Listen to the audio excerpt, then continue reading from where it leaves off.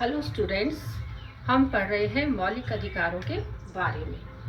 6 मौलिक अधिकार होते हैं, ये हमें ज्ञात है। उनमें से आज हम केवल अधिकारों के बारे में पढ़ेंगे और वो कौन कौन से अनुच्छेद हैं जो इन अधिकारों के साथ जुड़े हुए हैं।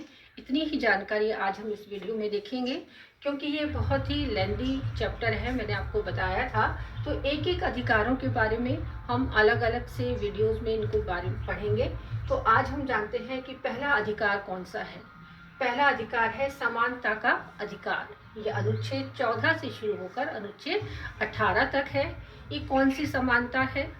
अवसरों की समानता है, कानून के समक्ष समानता है। इसके बारे में डिटेल हम अगली वीडियो में देखेंगे। दूसरा जो हमारा अधिकार है वो है स्वतंत्रता का अधिकार, कि ये स्वतंत्रता, कि हमें जो स्वतंत्रता प्राप्त होनी चाहिए अपना सर्वांगीण विकास के लिए, वो सारी स्वतंत्रता इस स्वतंत्रता के अधिकार में दी गई है। और ये अनुच्छेद 19 से लेकर अनुच्छेद 22 तक है।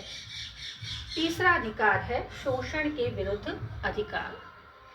इस शोषण के विरुद्ध अधिकार अनुच्छेद 23 से लेकर अनुच्छेद 24 में इसकी विस्तृत जानकारी दी गई है। चौथा मौलिक अधिकार है धार्मिक स्वतंत्रता का अधिकार, और यह अनुच्छेद 25 से लेकर अनुच्छेद 28 तक है, कि हम किस रूप में अपने धर्म को स्वीकार करते हैं और किस तरीके से अपने धर्म का पालन करते हैं।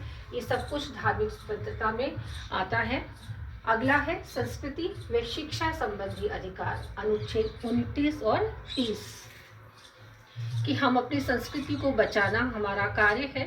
संस्कृति और शिक्षा के द्वारा हम इस मौलिक अधिकार के द्वारा क्या क्या कर सकते हैं, अनुच्छेद 29 और 30 में इसकी जानकारी दी गई है। और अंतिम है संवैधानिक उपचारों का अधिकार, अनुच्छेद 32 में, जिसे डॉक्टर भीमराव अंबेडकर ने कहा था कि अन्य पांचों के पांचों मौलिक अधिकार अमान्य हो जाते हैं यदि ये छठा मौलिक अधिकार हमारे पास ना हो। इसे उन्होंने आत्मा के रूप में कहा है कि ये संविधान की आत्मा है। संवैधानिक उपचारों का अधिकार अनुच्छेद 32